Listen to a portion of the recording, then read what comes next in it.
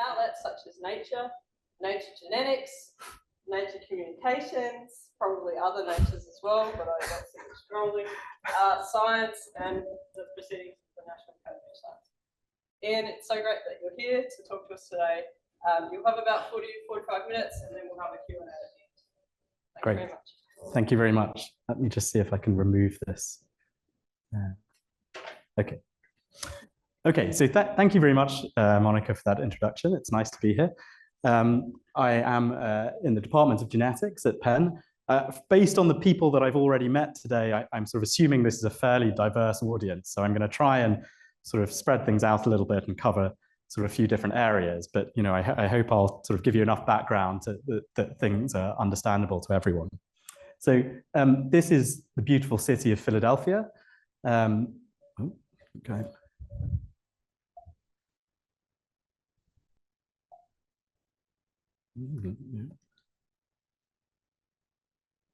This is the beautiful city of Philadelphia. The university is in the foreground here. The medical school is off on this corner. Everyone there is celebrating because 2 people from Penn just won the Nobel Prize today. So that's everyone's very happy. Doesn't happen every day. So, of course, we as humans haven't always lived in places as nice as Philadelphia. In fact, we've lived over our sort of evolutionary history in an extremely wide variety of environments. In fact, probably wider than any other species that exists. Okay? And my interest, or a lot of my interest, is in understanding how we as humans, as a group and as different populations, have adapted to these different environments. And a lot of that adaptation is through cultural adaptation, but some of that is through genetic adaptation as well. So what genetic changes have allowed us to adapt to things like living at high latitudes, or agriculture, or living in dense populations, living in cities, something relatively recent innovation. So that's really what my work kind of focuses on. And ultimately, a lot of the things that we're interested in, a lot of things I'm going to be talking about, are looking for signals of natural selection in our genome. Okay, so just so we all know what we're going, where we're coming from, this is my genome. My genome is bigger than this, but this is a bit of my genome. You can think of each row here as a different individual. So let's say I look at like one place in the genome of 10 people from this room. We all more or less have the same sequence. Something like, if I look at any 2 individuals, something like 1 in 1,000 positions, we would differ. So here, some people have a T and some people have a G. So we call that a variant or an allele. This would be an example of something we'd call a SNP, because it's just a single base change. And here the allele frequency would be 30%, because 30% of people have G and 70% of people have the T. Okay, and those allele frequencies change over time. Okay, so every generation, maybe that allele frequency goes up a little bit, maybe it goes down a little bit, process called genetic drift. So if I look at allele frequencies over time, here's an example I've just sort of simulated. We have quite good models for how these things evolve over time. So the allele frequencies sort of change up and down in this sort of Brownian motion-like pattern. Okay, so this is really how population geneticists think of evolution, right? Forget macroevolution and dinosaurs and things changing like that. We think of like allele frequencies changing over time, very sort of numerical manner. But of course, this is ultimately what underlies all those other examples of phenotypic evolution that you know about. Okay, so this is neutral evolution. It's about this SNP, like most genetic variants, has no effect on your phenotype. It doesn't actually change anything that you can measure. It doesn't make you more or less likely to survive. So it just kind of moves randomly up and down. Okay, but suppose this particular variant gives you some selective advantage. Okay, so this G makes you more likely to survive so that you can reproduce. It maybe makes your children more likely to be more successful. And so ultimately, we expect its frequency to increase over time, because the 30% of people who carry the G will ultimately have more offspring. Okay, so if that happens, then we expect to see what we call positive selection. So here in green, this is an advantageous allele, and it sort of like goes about changes in frequency randomly. Sometimes the frequency will go to 0 just through chance, but most of the time it's going to go up. Okay, and that's really ultimately what we're looking for. Okay, so we're looking for particular genetic variants somewhere in the genome that have increased rapidly in frequency over time. Okay, and we know that those variants are giving people some kind of selective advantage, and then we would go and figure out what those variants actually do what the phenotypic effects of those variants are, and that would tell us something about how humans have evolved. Okay, so that's, in a nutshell, what we're trying to learn. Okay, so now looking at this, of course, if you wanted to know whether a particular genetic variant has increased in frequency over time, the most obvious thing to do is to actually just measure the frequency of that variant at different points in time and see whether it's changed. Okay, but it's difficult to do that in humans because, you know, I could measure the frequency today and then like I would have to wait like till the next generation, which is like 30 years, and then I would have to wait till the next generation, and then maybe I would wait 500 generations, but it's hard to get funding for a project lasting that long. Okay, so what we can do is actually do it sort of retroactively. Okay, so I'll talk about how we do that in a minute. But basically what I'm going to talk today about is 3 projects, basically trying to answer this question in different ways. Okay, so looking at different types of data, using different statistical approaches, but all trying to answer this question of how, which genetic variants have changed rapidly in frequency over time. So I'm going to talk first about this most direct approach of actually measuring allele frequencies, not going forward in time, but actually by sequencing the genomes of ancient people, which turns out is easier than waiting for 500 years. Then I'm going to talk about another project looking at natural selection on very short timescales, so over like a single generation. So can we see actually evolution happening today?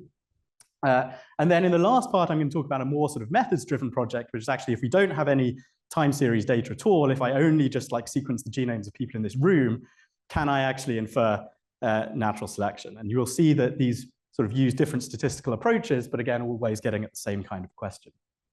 Okay, so the first project is looking at natural selection in Britain since the Bronze Age. And this is joint work with Jonathan Terhorst, who's in the Department of Statistics at the University of Michigan. And ultimately, the long story short is what we show is that over the last 5,000 years, the main selection pressure on people in Britain has been calcium metabolism. And I'll explain how we get to that conclusion. Okay, so last year's Nobel Prize in Medicine was awarded for work on ancient DNA, in fact, for the sequencing of the Neanderthal genome. So this is the Neanderthal genome that's about something like 40,000 years old. This is from Croatia. This is the first Neanderthal genome to be sequenced. And it's sort of the poster child for ancient DNA work, but actually most ancient DNA that's been generated has been more recent, okay? And most of what my research focuses on is ancient DNA from the last 10,000 years, okay? So not from Neanderthals, but actually from, you know, people who are quite closely related to us. Here's an example of work in the clean room where I did my postdoc. This is like a tooth from Bronze Age Britain, and someone sort of sliced off the end of the tooth and drilled into the middle to try and extract DNA that's not contaminated by archaeologists handling the tooth. Okay, so the Neanderthal genome was published in 2010, and since then, you know, there have been a lot of technological developments, and people have really sort of expanded the number of samples available. So we now have, you know, more or less whole genome data from something on the order of 10,000 people. Most of these are from the last 10,000 years, and as you can see from the map, actually most of them are from West Eurasia or Europe. Okay, and there are from other parts of the world, but like it's really where the data is concentrated. So that's where a lot of the research is focused. And mostly what people have done with these data is to try and make statements about human history. Okay, so for example, by looking at the genomes of ancient people, it allows geneticists to draw big arrows on maps, which is sort of like our favorite thing to do. But so this is an example. These points are sort of what from the last sort of 10,000 years. And we sort of use the changes in ancestry over time to infer migrations here, the sort of big migration of early farmers from Anatolia into Europe. These are the first people to develop agriculture and bring it into Europe. And then later migrations from the steppe into Central Europe during the Bronze Age. Okay, so this is sort of like the vast majority of ancient DNA work. But what my lab has focused on is really actually trying to understand what we can say about natural selection. So rather than looking at demographic history, we want to look at particular parts of the genome and see how they've changed. And so for this project, I'm going to focus on Britain. And that's not necessarily because Britain is the most interesting place in the world. It is, but that's not why I'm focusing on it. The reason we focus on it is because we actually have a lot of data. So you can see here, this is a sort of histogram of the samples we have from the last 5,000 years. So this is our present day sample, and you can see we have sort of fairly constant sampling going back to about 4,500 years before present. So we have quite a good sort of time series here with which to look at these changes. And then the other reason is that actually in this time period, the population of Britain is fairly constant. So here on your left is a PCA plot of genome-wide genetic data. So you can think of this as just summarizing genetic ancestry. The gray points are present-day individuals from across West Eurasia. The light blue points are present-day people from Britain, and the dark blue points are present-day are the ancient individuals from Britain. And you can see they cluster pretty tightly. They're a little bit more spread than the present-day people because there's lower coverage on this data. It's just a bit more noisy. But generally speaking, you can model this last 4,500 years as a continuous population, which is important for the methods we're going to use. If you went back more than 4,500 years ago, you actually wouldn't see this. Then the people who lived in Britain 5,000 or 6,000 years ago are actually completely different to the people who live in Britain today. If you did this in other parts of Europe, you wouldn't see this. So if you looked in Southern Europe, there's much more diversity over this time period.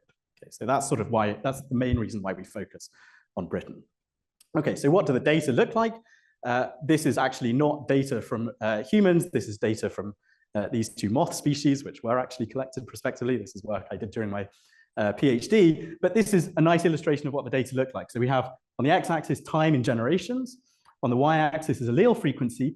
Each of these points is an observation. So we've observed, you know, one or a small number of individuals at each time point. You get a point estimate of the allele frequency, and these would be like the standard deviations just from the sampling error.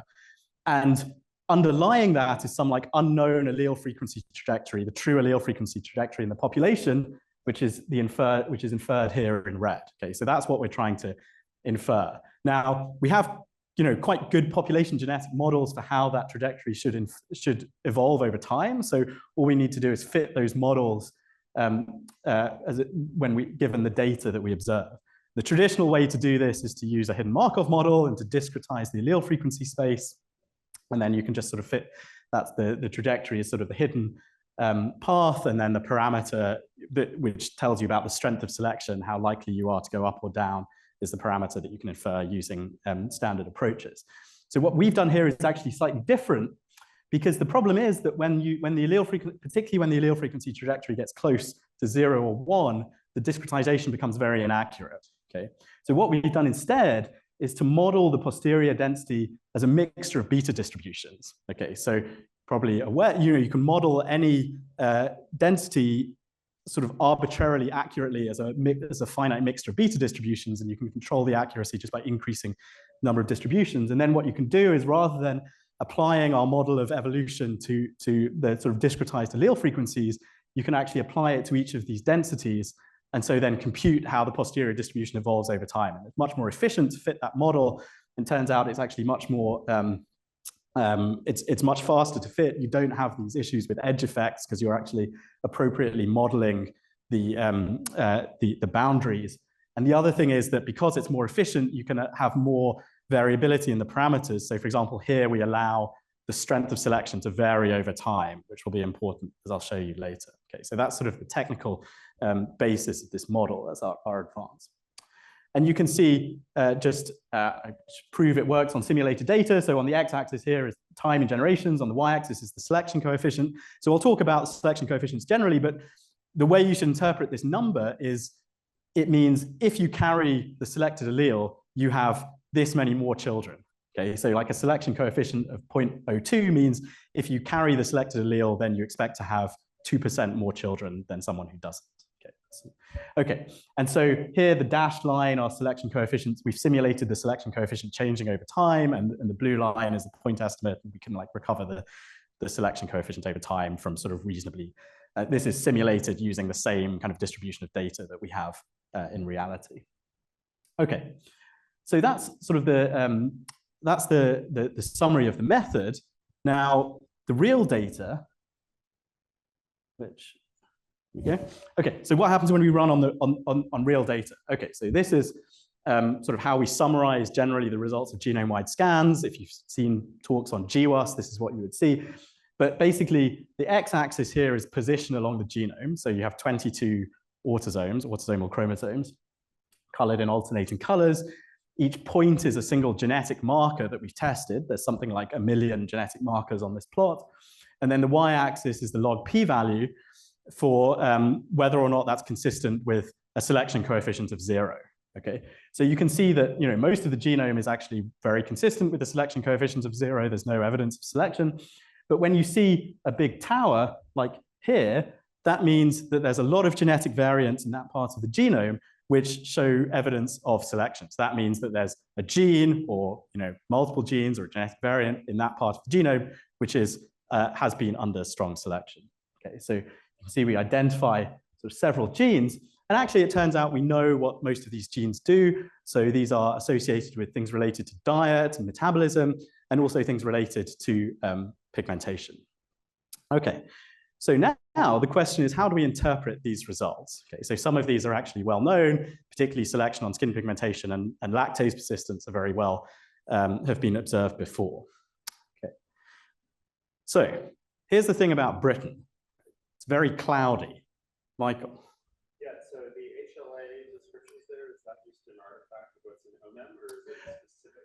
So these are actually, I should say there are 3 independent signals at the HLA that you can't see because it's sort of like squashed up on this plot. And these are the lead SNPs at those 3 loci. These are like the strongest associations. Of course, they may have other functions as well. The HLA is a region of the genome that's very involved in the immune system. Associations there tend to be very pleiotropic, but I will explain. I'll come back to celiac disease. Okay, so very cloudy in Britain. Okay, what's the problem with that? There are a lot of problems, quite depressing, but a major problem sort of biologically is that you can't synthesize enough vitamin D. Okay, so vitamin D is synthesized in the skin. Okay, if you don't have enough ultraviolet light, you don't produce enough vitamin D. That has many negative consequences. In particular, one of the negative consequences is that you don't absorb enough calcium, leading to bone deformities, which is obviously very bad, particularly if you end up with things like pelvic deformities and then you try to give birth. Okay, so this is actually one of the original hypotheses for selection on lactase persistence, which is that actually the thing about drinking milk into adulthood is that milk, A, contains a lot of calcium, it also contains a small amount of vitamin D, allowing you to absorb that calcium. So it's like a single package that can offset some of these effects. Similarly, selection on light skin pigmentation allows you to synthesize more vitamin D. We also see selection on genes that are directly involved in vitamin D metabolism. So you might think that's directly likely to it.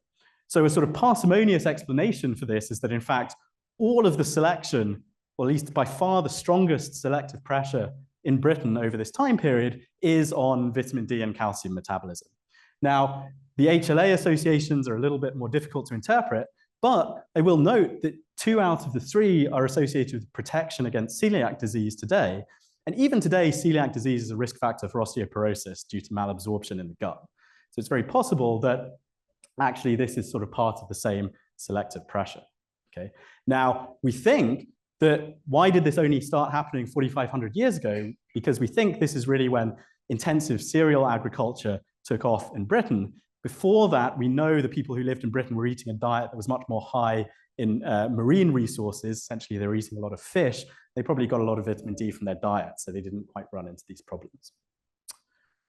We can also look at how the selection coefficients change over time. So here on the x-axis is time in generations before present, and the y-axis is, again, the strength of selection, and I'm showing you the inferred strength of selection for these different loci over time. So if you look at the blue line for lactase persistence, then you can see that between, say, 100 and 150 generations ago, we estimate the selection coefficient to be about 8%. That's massive. For, in terms of human evolution, you almost never see selection like this, right? So like if you have the lactase persistence allele, the ability to digest milk as an adult in this time, we at least estimate that you have 8% more children than your neighbor who doesn't. Okay? Really massive effect. But we see that dropping over time. And in fact, it drops, the most recent estimate here is about 2%. I'll show you in the next part of the talk, it's actually even lower than that. And we see the strength, we see selection on these other variants increasing over time. Okay, now if you stare at this for a long time, as I have, you sort of like start to think that like maybe this is kind of a switchover point in the middle, okay? And if you stare at it even longer, you realize that this actually overlaps with the Roman occupation of Britain, okay? Now, Romans did not generally consume raw milk. Okay, in fact, they saw it as a rather disgusting thing when they describe something here as, you know, being barbarian. That's not a compliment. There's a lot of Roman writing about how, like, sort of how horrified they are about how much milk Britons and Celts consumed, and, like, you know, because they're too stupid to make cheese and things like that. So the plausible hypothesis here is that actually during the Romanization of Britain, which lasted for several hundred years, actually dairying became less popular. People consumed less milk, and because people were consuming less milk, it became less advantageous to be lactose persistent, right?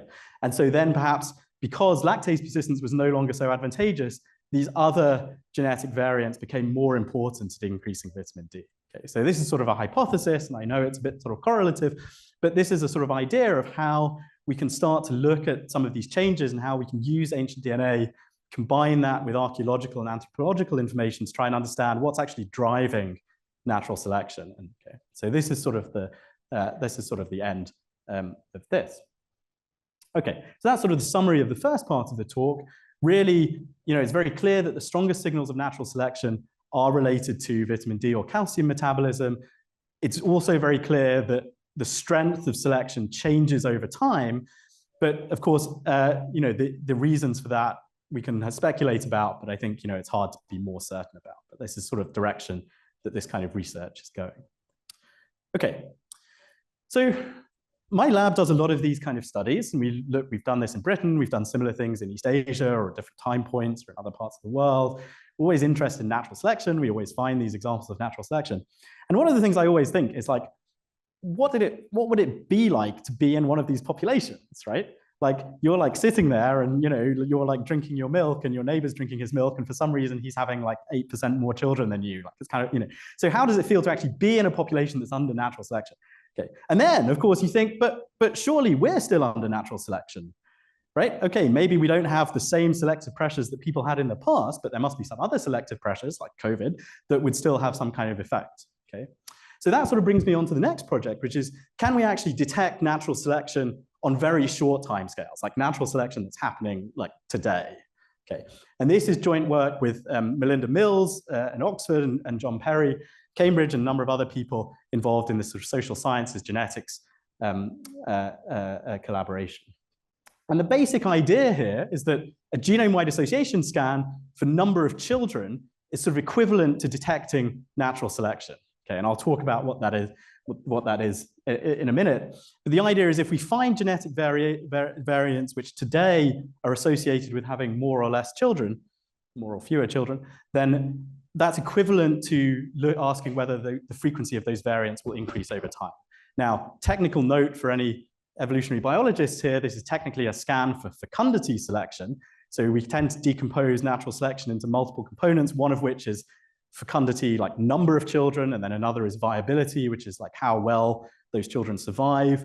But we think probably in the present day population where infant mortality is very low, that actually most selection is going to be driven by fecundity rather than viability. Okay, so I didn't know whether everyone would know what a genome-wide association study was. So very briefly, if you already know, you can switch off for like 1 minute. So this is kind of it's a fairly statistically sort of fairly straightforward idea. Let's say we're trying to find genetic variants associated with height. So we might look at one particular genetic variant.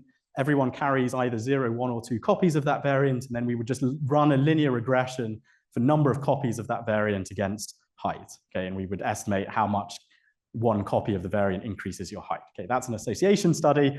And then we want to do that genome-wide, we just look at the whole genome. Okay, so again, we get a plot like this. Each point is a genetic marker. And this is actually the GWAS from height for the UK Biobank. So when you see a big tower, it means that part of the genome is associated with height. Okay, so this is just a way of scanning the whole genome for associated variants.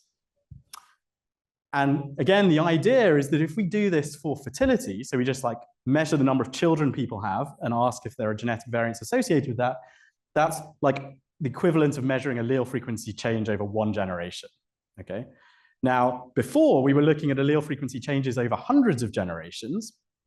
Okay, so you can imagine that in order to look at allele frequency changes over 1 generation and estimate the same strength of selection, we're going to need a much bigger sample size. Okay, because just like the variance is going to be 100 times larger. Okay, so fortunately, we can actually collect very large sample sizes of present-day people. So this study is actually a meta-analysis of 785,000 people. A lot of those are from UK Biobank and from other cohorts, and then there's like a lot of other. So what we do is we run the association study separately in different cohorts, and then we meta-analyze the results.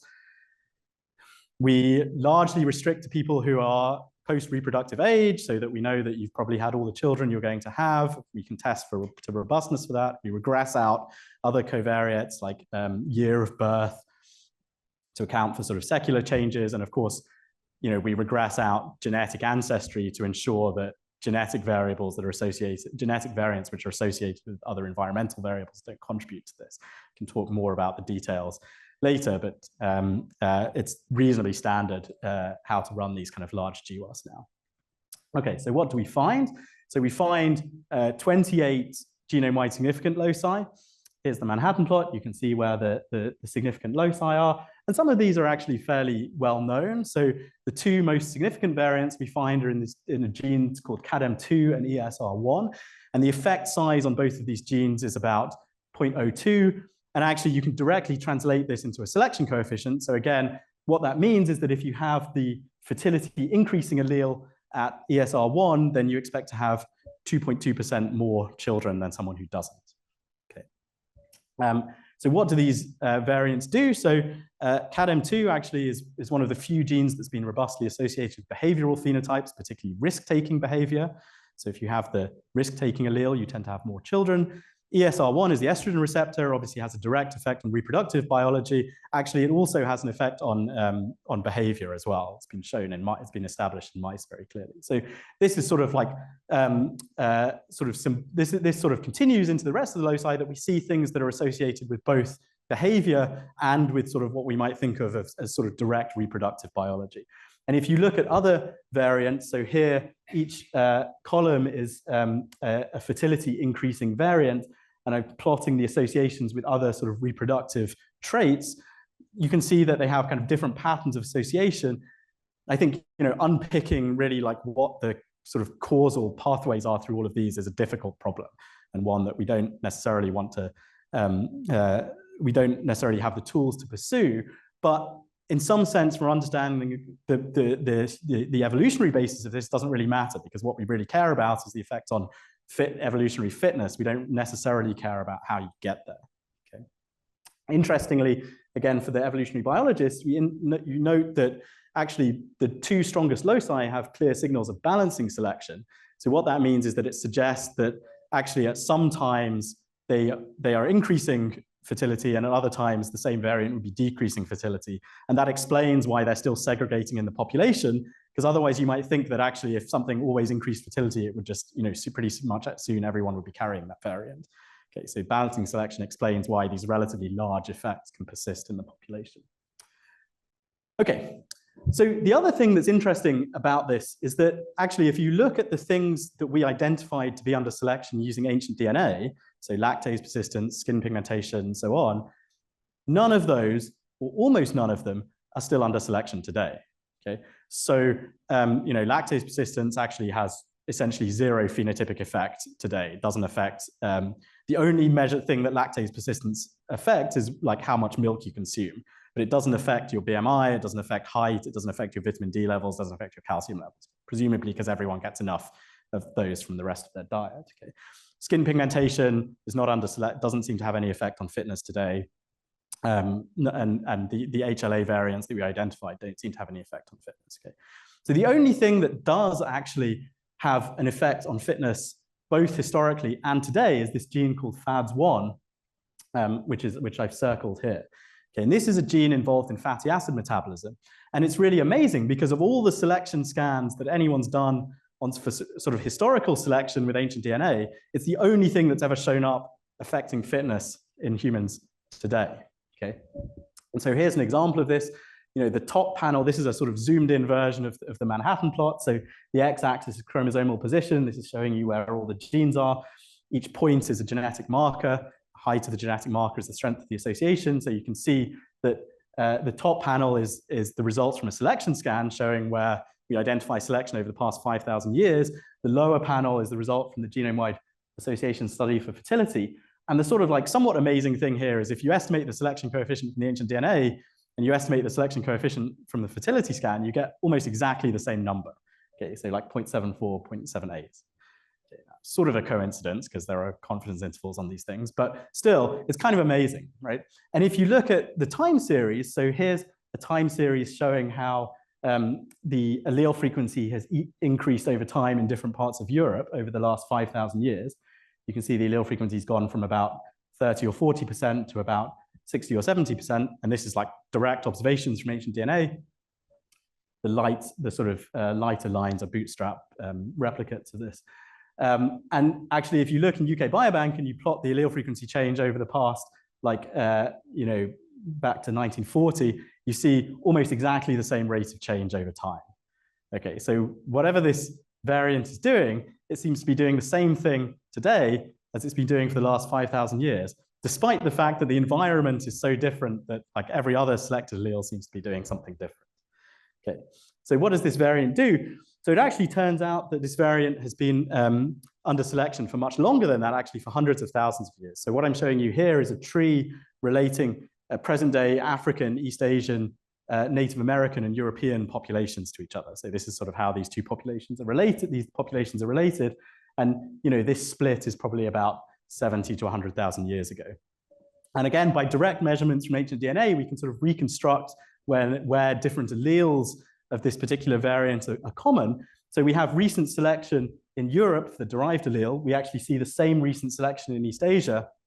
But actually, if we go back further to upper Paleolithic Eurasia, so on the order of sort of 20 to 50,000 years ago, we actually see everyone carries the ancestral allele. Okay, and what we think is going on here is that things are basically interacting with diet. So what we know about these upper Paleolithic Eurasians is that they eat a diet that's extremely high, like extremely high trophic level. Okay, so they're hunting megafauna, mammoths, and things like that.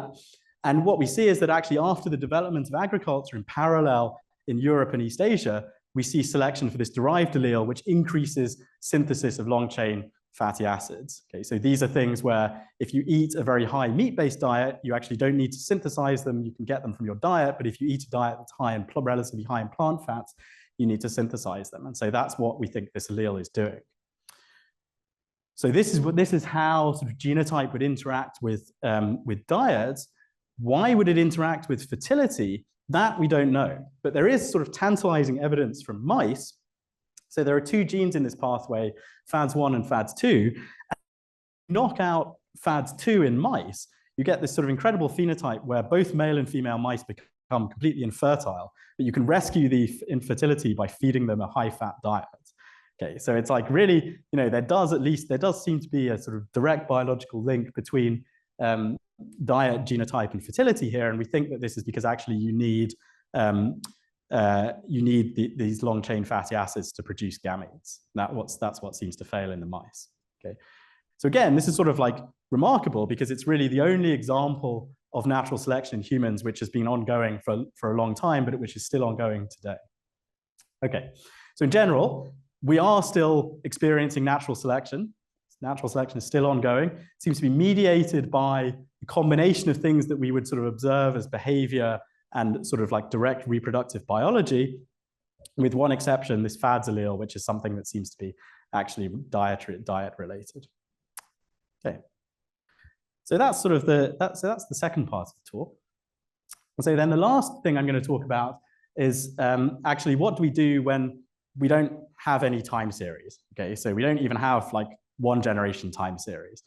So we just have like genomes that we've observed today. And this is work with Iain Mathieson. And basically the idea is, can we use sort of machine learning approaches to actually infer patterns of natural selection just given genomes that we observe today? Okay. So this is actually kind of an old problem. Okay, so this is actually how people detected natural selection before they had any ancient DNA. Okay, and so the idea is this, that actually, if a part of the genome has experienced natural selection, it will leave distinctive patterns in genomes of people today that we can detect. So here's an example. This is actually the lactase locus. So here, each column is a genetic marker, and each row is an individual genome or an individual haplotype. And the top panel shows haplotypes from Europeans, Northern Europeans, and the lower panel shows haplotypes from the West African population. And what you can see is that all or most of the Europeans have exactly the same patterns of genetic variation across this region of the genome. Okay, and that's because the lactase persistence allele, which is actually here, has been selected, which means everyone shares a common ancestor relatively recently, so they all have the same genetic variation in this region of the genome. Okay, whereas if you look at somewhere where the lactase persistence allele isn't, then actually you have a much more random pattern of inheritance. Okay, so before there was any ancient DNA, or before before there were GWAS, this is how people looked for natural selection in the genome. Okay, so it's sort of indirect. We're not directly inferring allele frequency changes over time, but we're sort of looking at the effects of allele frequency changes in existing in present day populations. Okay, so why don't we just do this instead of doing all the other stuff? Okay, so the problem with this kind of approach generally is that these kind of patterns can be created by processes other than selection. Okay, so for example, particularly things like demographic changes. So people might all be closely related because they've experienced natural selection at that locus, but they might also be closely related because there was like a population bottleneck and there were just not very many ancestors. Okay, so it's hard to sort of separate that out. So one solution is if we can infer the demographic history of the population, we could use that demographic history to create a null distribution. And then we could identify outliers.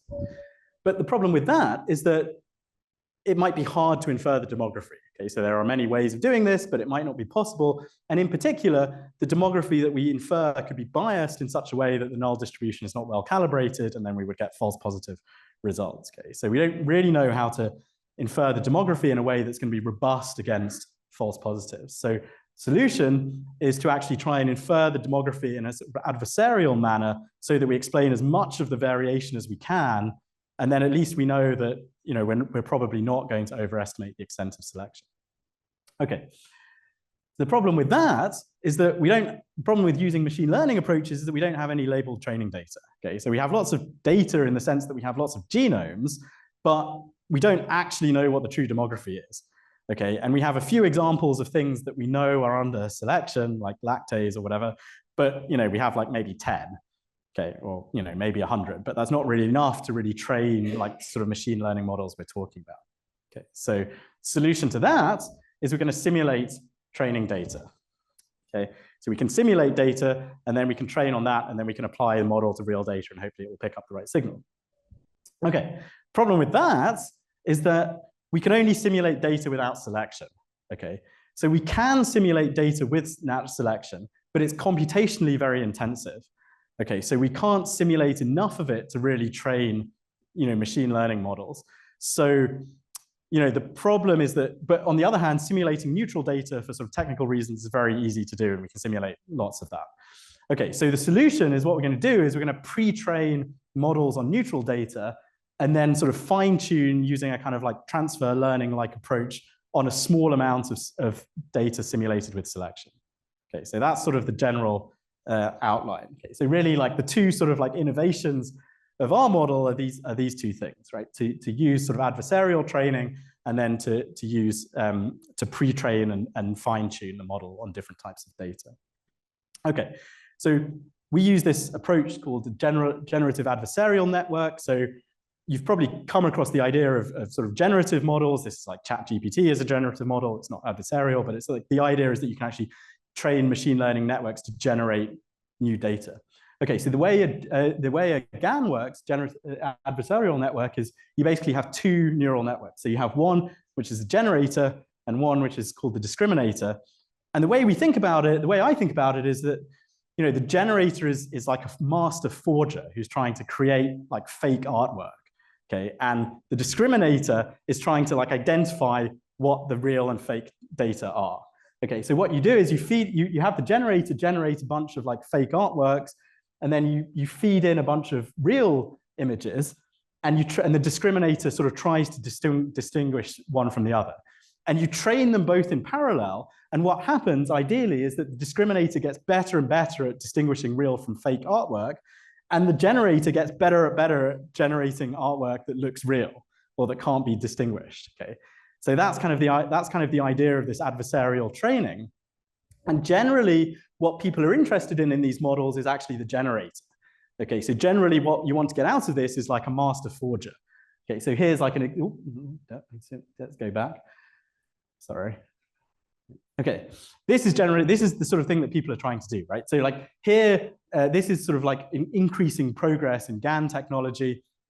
And so, you enter a kind of text description of what you want, and then the generator will generate like a fake bird that meets that description, right? And the birds have got, as people have got better at training these networks, the birds have got better and better over time. Okay, so this is like what people use the generator for, and this is sort of what GANs have been most useful for. People, this is what you use to make like deep fakes and things like that. Okay, but in our case, so usually the generator is actually just like Gaussian, some kind of Gaussian noise process. Okay, and that has the advantage that it's differentiable. Actually, in our case, we want to be more explicit, so the generator is actually an explicit evolutionary model. So the sort of model we're talking about is like this. So if you were trying to model like one population, you might have a model where the demographic history is just constant population size over time. You might have a model where you have size changes and exponential growth. Here's a model of 3 populations of East Asian, European, and West African populations, and they sort of split and change in size and expand and have migration between them. So these models are all kind of parameterized by these parameter labels. And actually what we're going to do is we're going to use these models as a generator. Okay, and these models, as long as we're simulating neutral data, we can simulate very efficiently using coalescent simulations. Okay, so this is what the generator is. Now the problem, sort of technical problem here, is that these are not differentiable in terms of these parameters. So we need to use something like simulated annealing instead to actually fit the model, but that's not sort of too much of an issue. Okay, so that's kind of the idea. Now the other sort of difference is that actually we're not interested in the generator, or at least for us, the generator is sort of a nuisance parameter. What we're interested in is using the discriminator, okay, to identify unusual regions. Okay, so what does the discriminator look like? So discriminator is a sort of like fairly standard convolutional neural network. So we would feed in the data,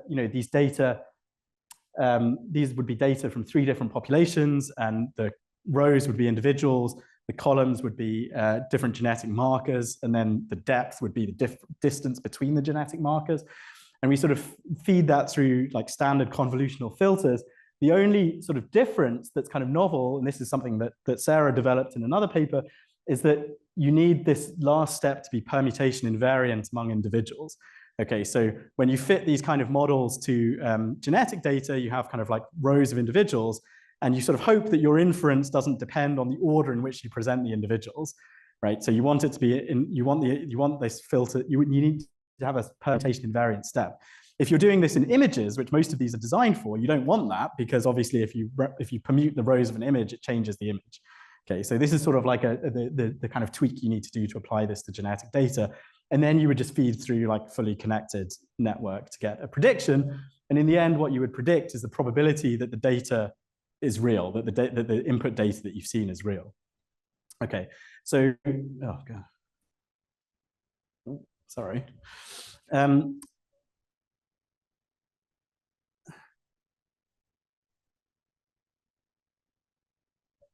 Okay, all right. So how do we train these models? So we train, we feed in sort of constant, like we feed in like chunks of real data and simulated data. So we're gonna like break the genome up into chunks and feed in different regions. And then we have these 2 loss functions.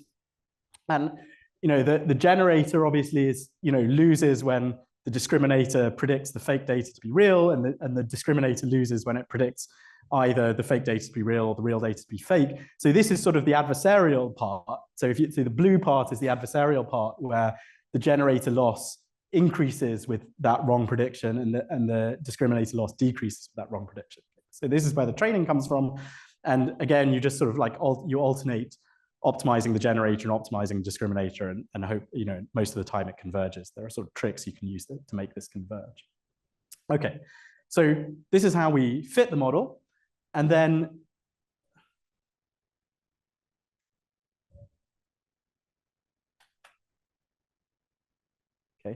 okay, so this is sort of this is what the results would look like. So here, just as illustration, we fitted this two population model where we have an ancestral population, population splits, and there's some different size changes. And what I'm showing you here are plots of sort of classical summary statistics. Okay, so these are sort of the sort of classical summary statistics people use to analyze genetic data. And my sort of claim here is that, you know, our generator in gray matches, you know, the data that we fed in the summary statistics, the data that we fed in blue. Okay, so we can match, you know, to the extent that like these summary statistics are informative about population history, able to generate, you know, parameter values that match these very well. Okay, so that's sort of our neutral setting. And then, of course, the idea is that we want to identify natural selection. So here's sort of, this is the thing that I always get confused about. But okay, the point is that the discriminator is seeing both this kind of generator fake data and real data, like real data that's coming from like real people. Okay, now the generator only contains neutral simulations, right? Because there's no selection in the generator. But the real data that's coming from like you and me actually does have regions which have experienced natural selection. Okay, so if those regions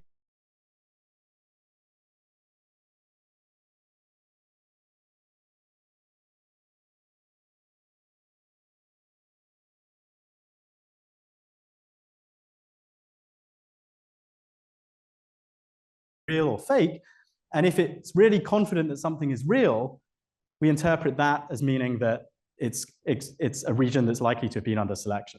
Okay.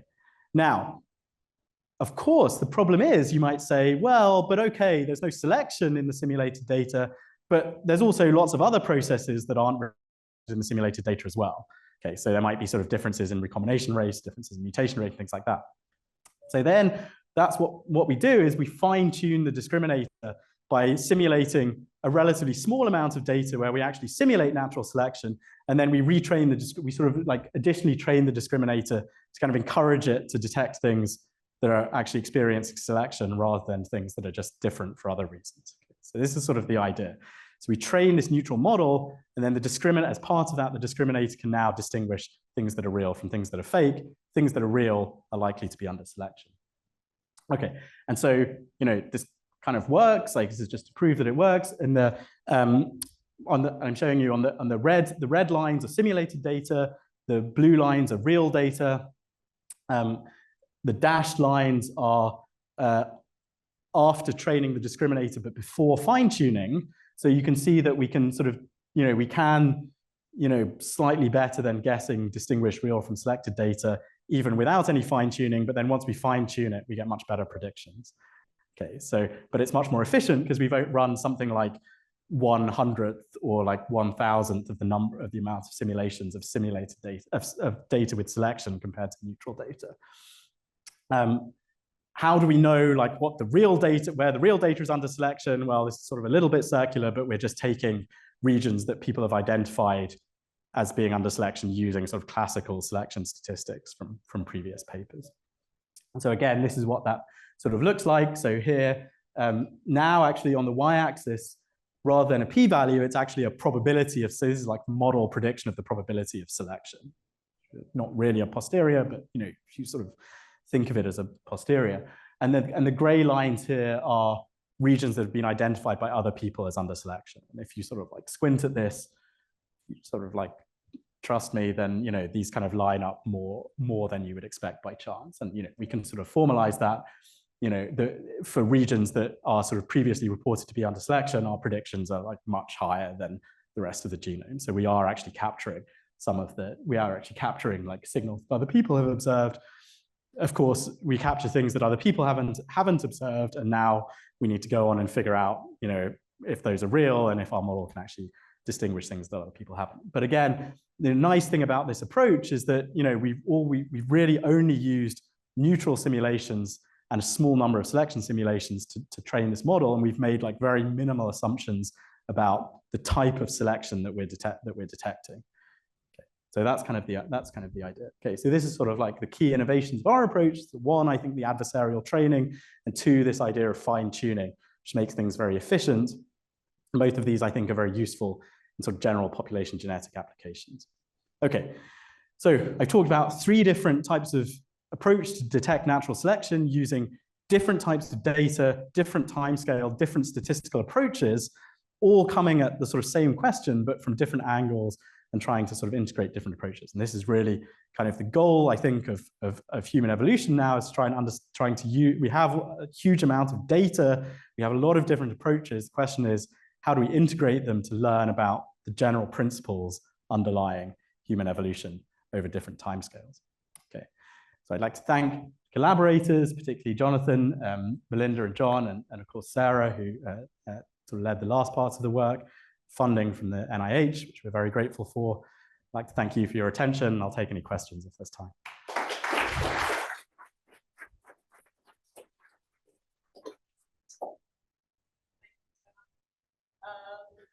Anyone have any questions for you? Yeah. So back when you showed the summary statistics of genomes, Yes. Yes. And given that haplogenic difference from part of it's likely that you're optimizing for speed. It's definitely possible. I mean, I think, you know, I don't know if like the scale that I've plotted them on is sort of like the correct scale, if you see what I mean. Like, it's possible that it's just that scale sort of emphasizing that difference. I think there's a more general question, which is maybe what you're getting at, which is like, you know, what is it actually optimizing? Like, what is the network actually optimizing? And then more generally, what is it actually learning? So what I didn't show you here is we can actually sort of try and get at those interpretability questions by looking at individual nodes in the network and like asking if they're correlated with particular summary statistics. So we can actually sort of ask that question directly.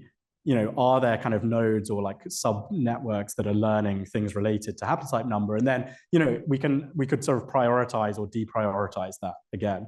So again, it's, you know, the question is sort of like, how far can you probe inside the black box? And then but yeah, I think that's a reasonable question. Yeah. Thanks.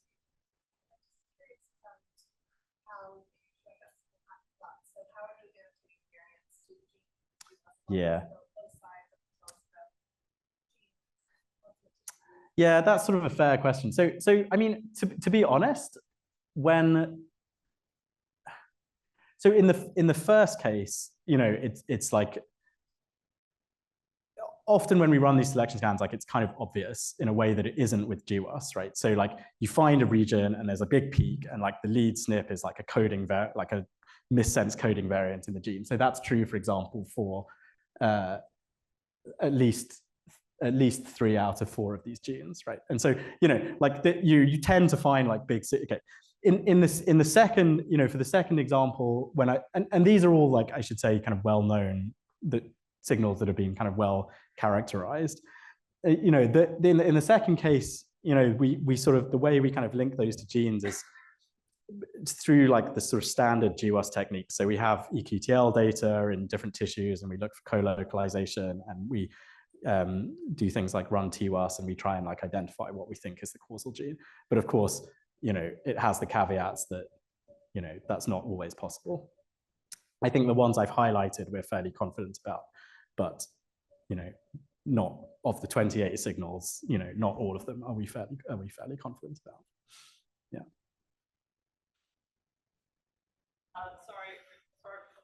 Can I be annoying and get you to repeat the question for the big ones? Oh, yeah, sorry. Yeah, sorry. Yeah, sorry. Yeah. Go ahead. Wait, I think this is working. Sorry, we got another. Oh, just throw the microphone. I went to one conference and they had like a soft toy that had a microphone. Yeah, like, and that was fun. Okay, so I have 2 kind of questions. So the first one is pretty simple. I don't know.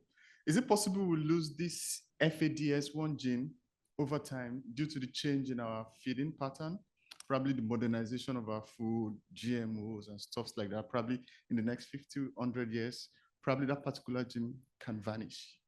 So I think, I mean, I think not, for one sort of like specific reason and one sort of more general reason. So the specific reason is that we think this is actually largely driven by sort of proportion of like animal versus plant fats in the diet.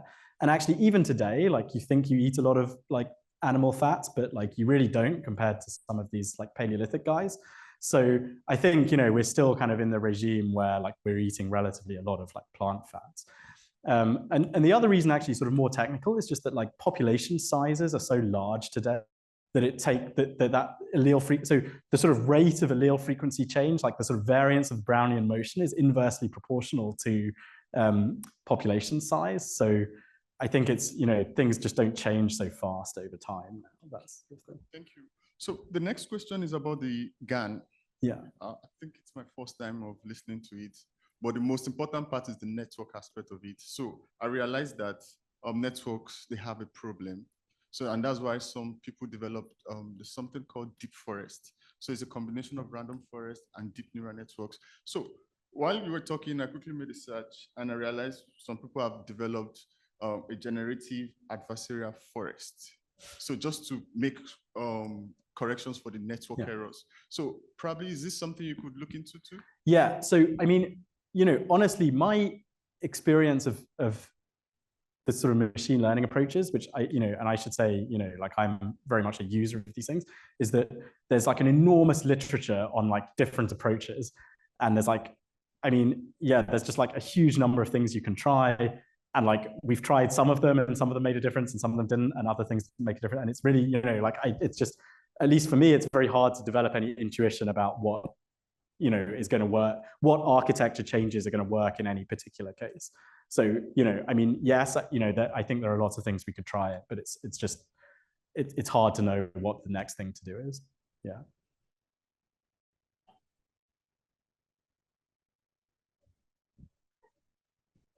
Hi. We have a question.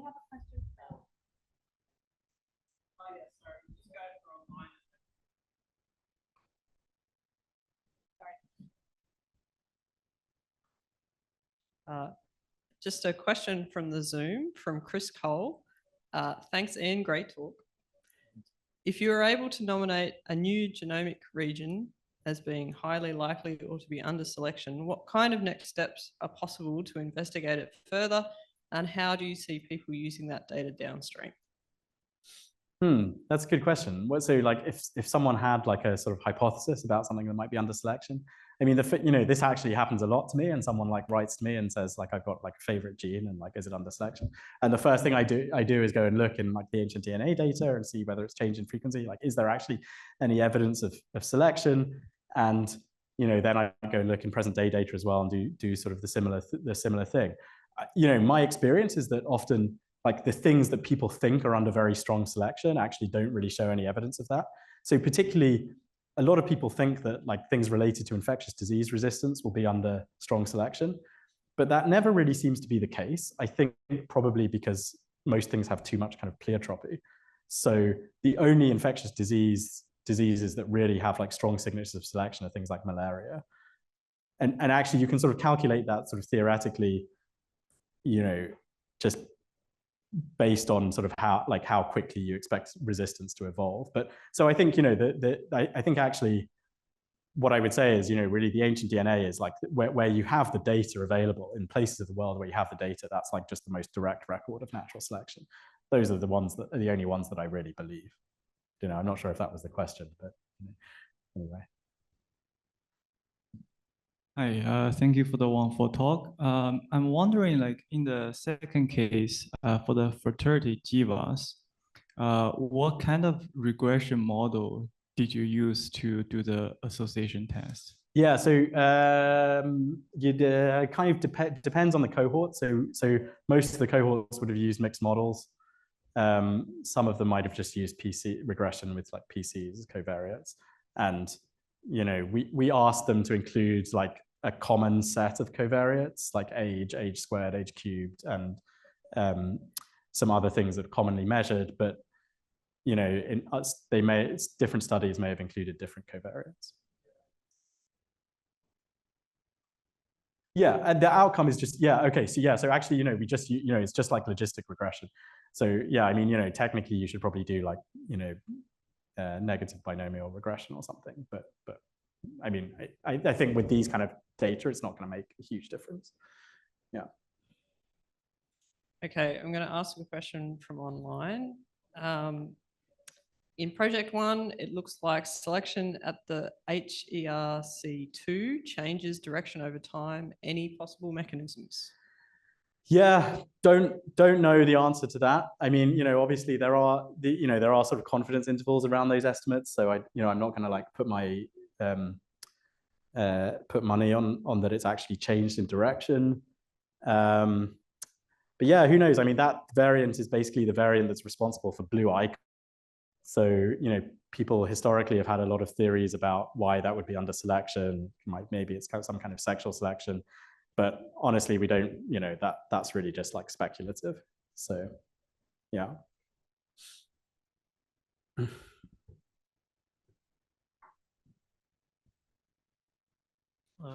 Thanks for the talk. I was curious about the method that you use to sort of fine tune for the selection model towards the end.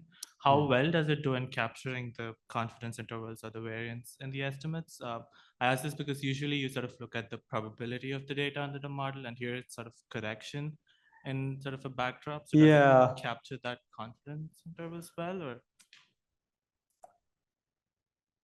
I don't know that we've specifically looked at sort of how well those predictions are calibrated.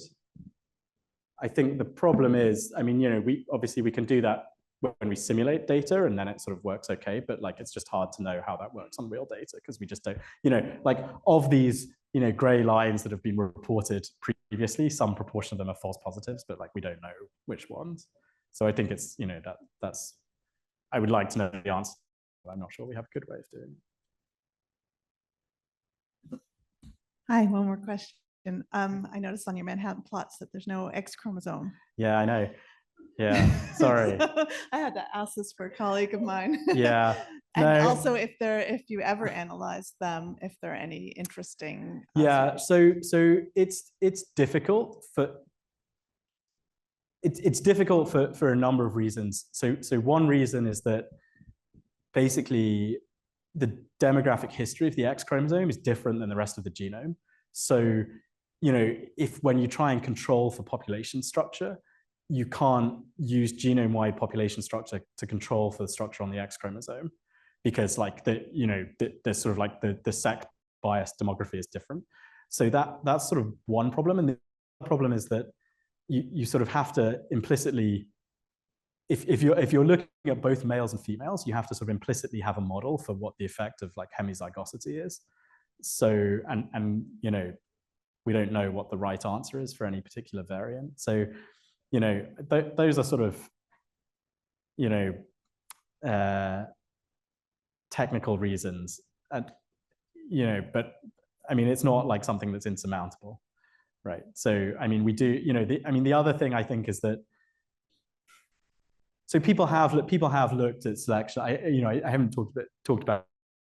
People have looked at selection on the X chromosome, and it just behaves very differently than the rest of the genome. So I think, you basically need to do this analysis separately. It's not like you can just kind of like add the X chromosome into these kind of analyses. But it's a reasonable sort of concern. I mean, I will say for the fertility GWAS, we did do the analysis separately in males and females to try and look for sex-specific effects. Surprisingly, we don't find that many.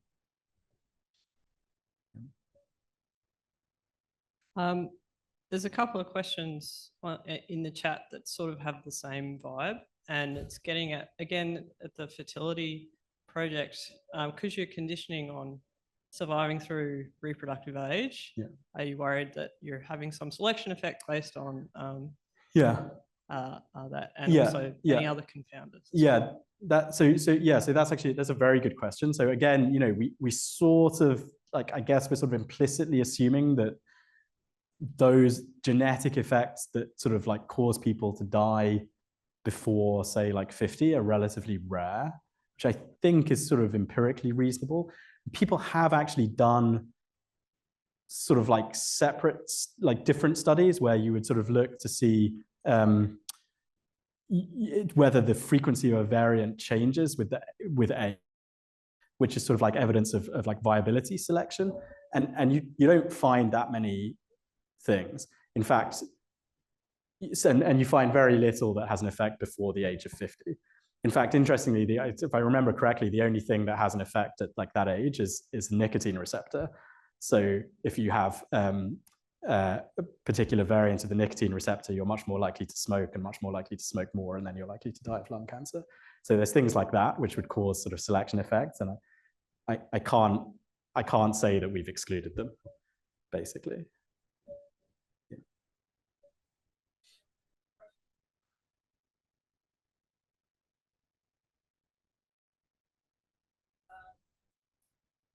I think one more online, Lay, sorry, I'm skipping yours, but I think it's kind of been answered. Sorry. Related to the first question and the mixture of betas, so why are we using a prior which is a mixture of 3 betas, and why 3? Or what are the 3? So the 3 were just like for illustration. I mean, you can use like an arbitrary number. And it's just there's a sort of general result that like any density can be, any density on 0, 1 can be arbitrarily well estimated by a mixture of beta distributions. I forget the name of the theorem, but like, you can just like, you can estimate any density that way. Yeah, it's not like specific to this approach.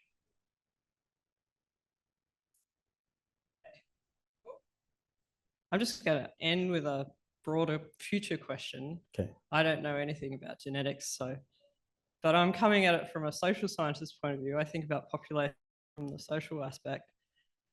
So given overall fertility is going down and people having less children, and there's more variation across different populations in the world in total fertility, how do you envisage studies like, particularly like the second one on natural selection, how are they going to become more challenging? We need more data.